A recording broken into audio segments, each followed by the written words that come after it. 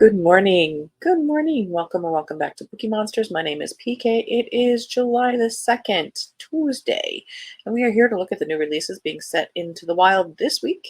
And on Tuesdays, we look at mysteries and thrillers. We do have sprints tonight at 6 p.m. Mountain Time, 8 p.m. Eastern. They go for 2.5 hours. I do every Tuesday and Thursday evening and Saturday afternoons. And yes, I do have them on Thursday evening, July 4th. I'm actually starting a couple hours early and going for till the same ending time. So it'll be about 4 hours, I believe.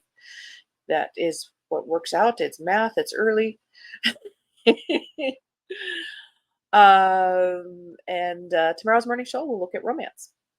All right. Ah, hope you guys had a good night. Kim says, good morning. Good morning, Kim. How you doing? How you feeling? Are you feeling any better?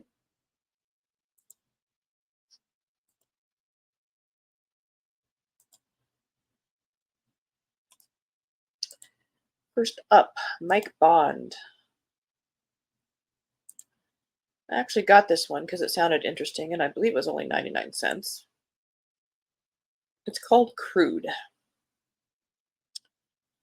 The doomsday clock is set at 90 seconds to midnight. There's no time to lose. Mike Bond delivers the summer's most read thriller, blah, blah, blah. Nuclear war is coming. Can we stop it, or is it already too late? On an October night, far out in the South China Sea, a diver sets explosive charges under a huge oil platform. On the platform above, geologist Liz Chaplin stands watching the Southern Cross sink beneath the waves. In New York, Ross Bullock, the CEO of Rawhide Energy and the platform's owner, states during a televised press conference that our country has made a fatal mistake in Ukraine and is headed for nuclear war. Immediately, the White House, intelligence agencies, the media, and the financial world attack Rawhide for raising the specter of nuclear war and thus threatening the president's reelection. The action expands to Mongolia, Indonesia, Washington, D.C., and Ukraine. The true perpetrator of these crimes becomes known. It is impossible, unbelievable, but true. Is the White House behind it? The president threatens nuclear war with Russia to distract voters from his fraudulent Ukraine and China deals and worsening polls. The Russians respond by increasing their nuclear readiness, but the president alone can decide to launch a nuclear war as he clings to the nuclear button. So begins Crude. I would be interested to find out how accurate that gets to be. The Gods of the Woods by Liz Moore.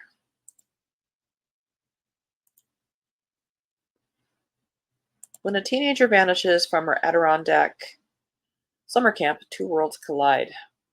Early morning, August 1975. A camp counselor discovers an empty bunk. Its occupant, Barbara Van Laar, has gone missing. Barbara isn't just any 13-year-old. She's the daughter of the family that owns the summer camp and employs most of the region's residents. And this isn't the first time a Van Laar child has disappeared. Barbara's older brother similarly vanished 14 years ago, never to be found. As a panic search begins, a thrilling drama unfolds, chasing down the layered secrets of the Van Laar family and the blue-collar community working in its shadow. Moore's multi-threaded story invites readers into a rich and gripping dynasty of secrets and second chances. It is Liz Moore's most ambitious blah, blah, blah.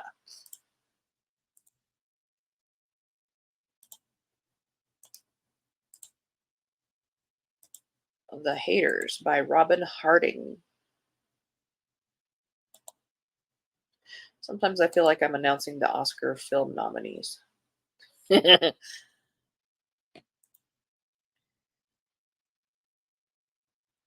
Cameron Lane is living her dream. After years of struggle and rejection, her first novel has finally been published. Her editor is happy, her teenage daughter is proud, and her boyfriend and friends are all excited for her. She's on top of the world until she receives a disturbing message from an unknown sender. Rattled by the accusations she finds there, Cameron swallows the sick feeling in her stomach and resolves to put the missive out of her mind. But when she checks her ratings on a popular book site, she finds a scathing one-star review. The reviewer is so articulate and convincing that soon Cameron's book is flooded with bad reviews. Could the reviewer be the same person who sent the ugly email, and why do they want to ruin her? As the online harassment creeps into Cameron's personal life, she vows to find out who's behind it. Is it really a disgruntled reader, or could it be someone she knows? The troll's actions are escalating, and when the abuse turns deadly, it will take everything Cameron has to unmask the enemy so intent on destroying her and finally learn why she's being targeted.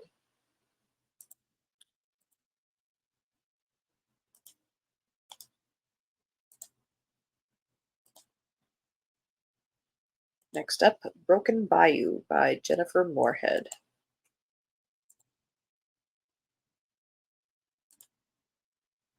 This is a debut thriller. A troubled child psychologist returns to a small Louisiana town to protect her secrets, but winds up having to protect her life. Dr. Willow Waters is a prominent child psychologist at the height of her career.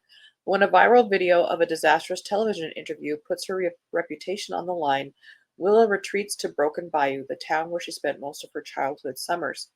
There, she visits her aunt's old house and discovers some of her unstable mother's belongings still languishing in the attic, dusty mementos harboring secrets of her harrowing past.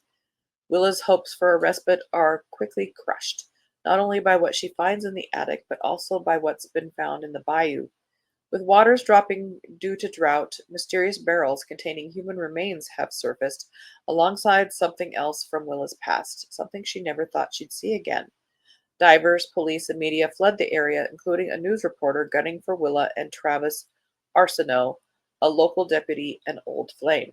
Willa's fate seems eerily tied to the murders, and with no one to trust, she must use her wits to stay above water and make it out alive.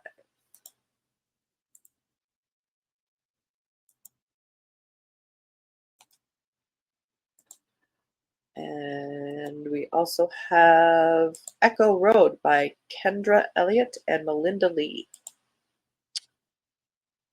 When two cross-country cases collide, Bree Taggart and Mercy Kilpatrick join forces to catch a serial killer. During a vicious heat wave, a county maintenance worker stumbles upon two suspicious suitcases abandoned by the side of the road. Sheriff Bree Taggart responds to find two bodies stuffed inside the luggage. The press demands action. The community is on edge. Suddenly, Bree is at the center of a media firestorm. In Oregon, a senator's daughter goes missing. FBI Special Agent Mercy Kilpatrick agrees to keep the politically sensitive case on the down low. When she finds a link between the disappearance and a double homicide 3,000 miles away, Mercy takes the next plane out and lands right in the middle of Bree's double homicide investigation. To save the missing girl, Bree and Mercy must work together to stop a killer who is playing deadly games with the press and stirring up public rage. Hungry for notoriety, he dares Bree and Mercy to catch him before he kills again. Sounds like an episode of Criminal Minds. Catherine Coulter has a new one. 27th in her FBI thriller series. Flashpoint. A year has passed since Elizabeth Palmer was nearly killed, with hundreds more in the attempted bombing of St. Paul's in London, believed to be a terrorist act, until the police discovered it was a cover for something even more sinister. For Elizabeth, life is finally back to normal. She's optimistic, her painting is getting accolades, and suddenly her world changes in a flash. With three new attempts on her life and her connection to the terrorist attack, MI5 gets involved to find out who is trying to kill her and why. Autumn Backman, 12 years old, begrudgingly accepts a summer job to shepherd Tash Navarro, a shy, bullied little boy. He's staying with his uncle while his father and stepmother go on a honeymoon in Europe. Then the unexpected happens. Autumn learns Tash is gifted psychically, like her, and Tash's father, Archer Navarro, is suspected of embezzling from his own firm. The FBI and Interpol are on the case, but Archer and his new wife have disappeared. Tash is scared and convinced his father needs help, so Autumn reaches out to Dylan Savage, the only person she knows who can find them. Desperate for answers, Elizabeth flies to Washington, D.C. to seek out Savage and Sherlock, and is assigned Special Agent Rome Fox for her protection.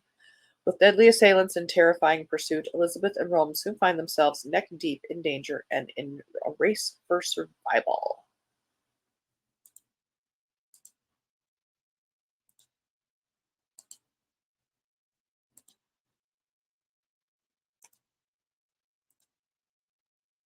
Lots of thrillers today. May the Wolf Die by Elizabeth Hayder. A gripping mystery set in Italy following a female detective haunted by her family's past and tasked with untangling the city's organized crime and the modern U.S. military presence there. Nikki Serafino is enjoying the sunset from her boat in her beloved port city of Naples, Italy, when she discovers the body of a man in the warm waters of the bay.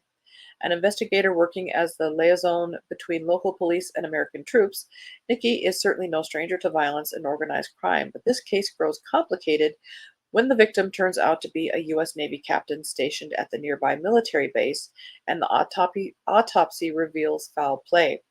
As she delves into the case, another body is found, and Nikki must face connections linking the murders to her own complicated history as a daughter of Naples. Smart and steeped in sun soaked Italy, this propulsive mystery is the perfect summer binge read.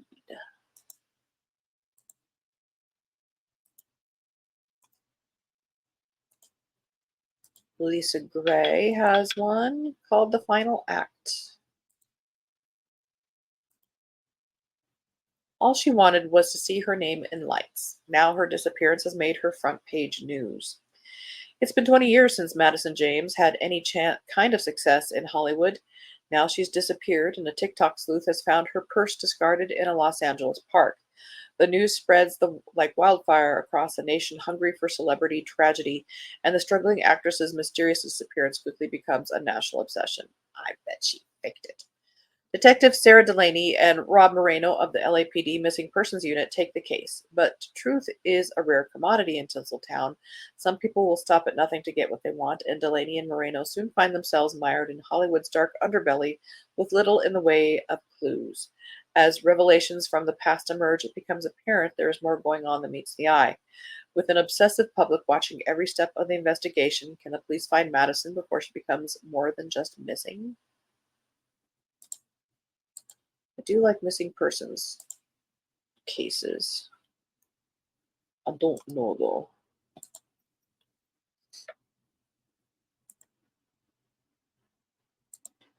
Wilderness Reform by Matt Query and Harrison Query. Those are fun last names. Hang on, coffee's required.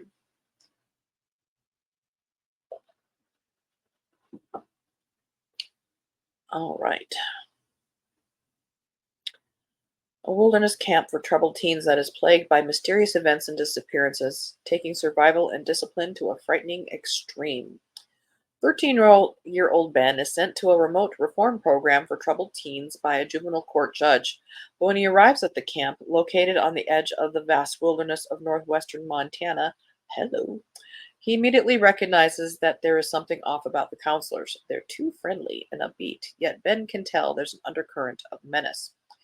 As he gets to know the boys in his cabin, he soon discovers that they each have far more going for them than whatever crime landed them there, and each has a different critical skill, one that could help them unearth what is really going on in this place and how to make it out alive.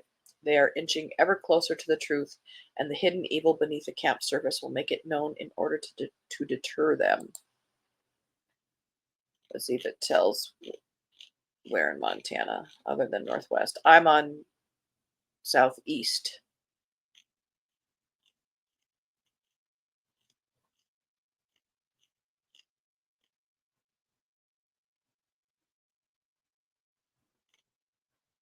Hmm, does not immediately say. Oh, well. Viridian Sterling fakes it.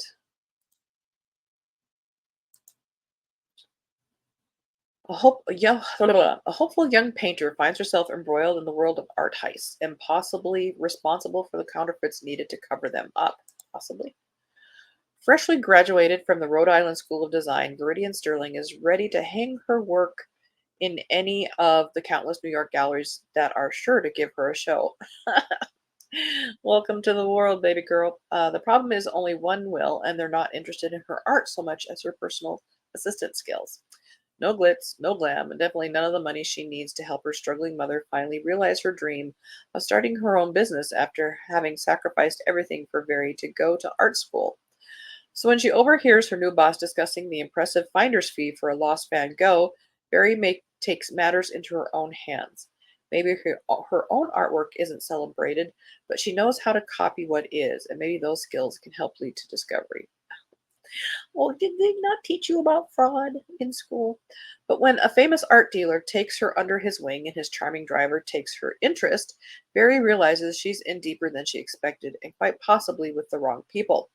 With her mother's dreams and her own future at stake, Very will have to pull out every trick she can think of to wipe her canvas clean and erase the mess she's created before she goes down for someone else's crimes. Well, if you're faking painting, they're your own crimes too.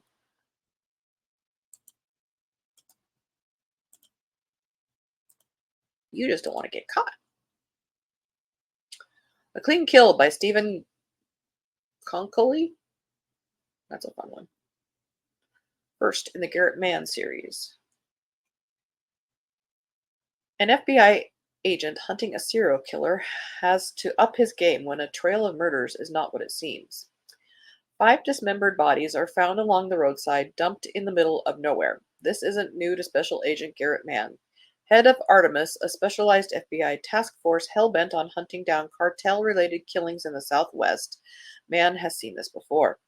He and his team have been tracking similar kills along thousands of miles of rural roads running north, south, and back again.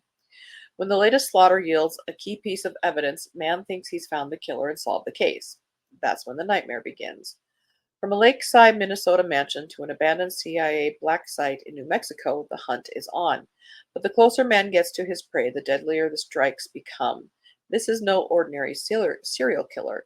He's not working alone, and the stakes go far beyond just preventing the serial killer's next massacre. What man unravels is a powerful and far reaching conspiracy beyond his wildest imagination.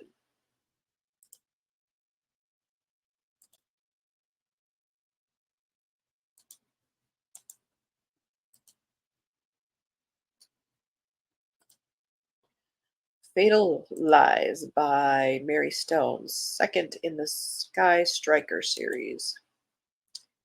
Sex, lies, and murder. 2 months after the murder of her fashion model cousin and her own near kidnapping, Sky Striker is more determined than ever to expose the dark side of the fashion industry and memorialize her cousin's life, even if it means dredging up her own long suppressed but never forgotten horrific nightmares.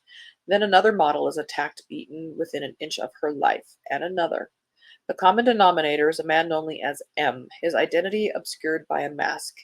Both women were assaulted during jobs for the Mill, a group of nameless, faceless, powerful men associated with an exclusive country club. Would that be somebody new with the last name Epstein? But as Skye and her friends soon discover, behind the country club facade lies a prostitution ring where anything goes, no matter how depraved. And New York's top modeling agencies are orchestrating the transactions and supplying the girls. Skye is intent on seeking justice for the models, but she's about to find out the modeling industry is far more sinister than she imagined, and much more personal.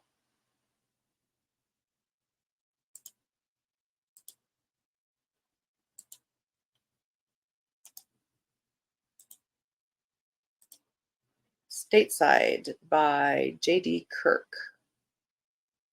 Do we have no? Oh, it's still trying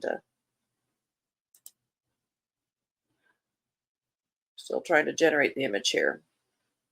Fifth in the Robert Hoon thrillers.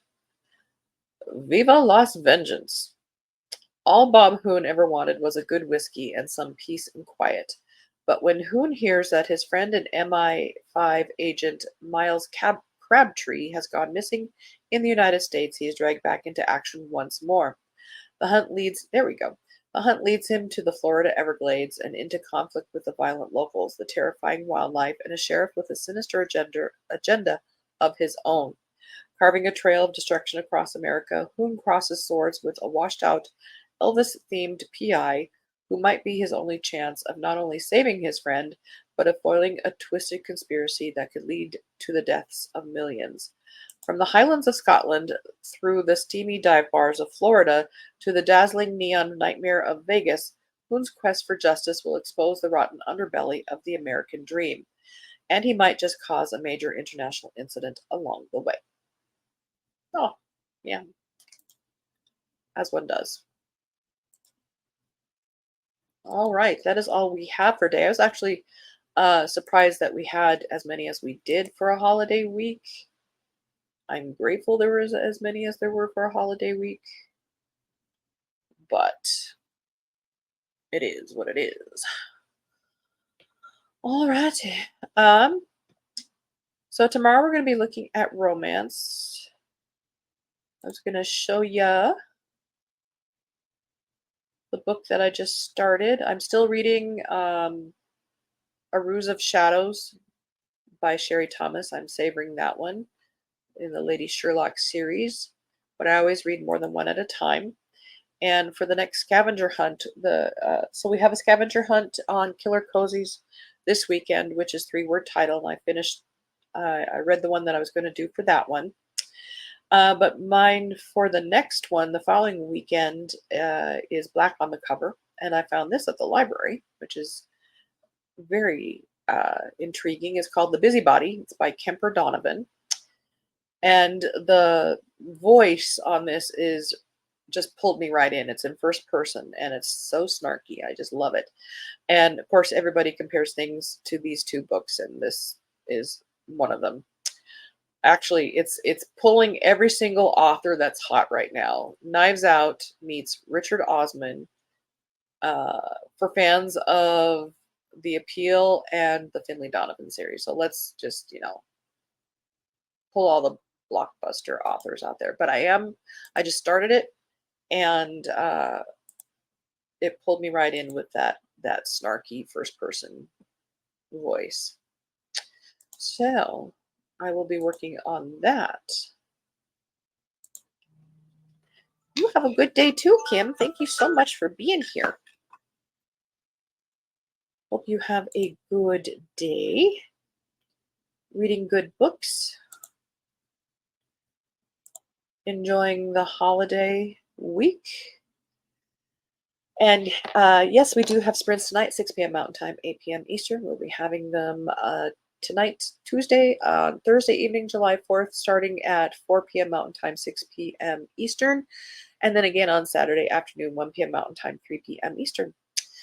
So please stay hydrated, stay cool. It's hot out there.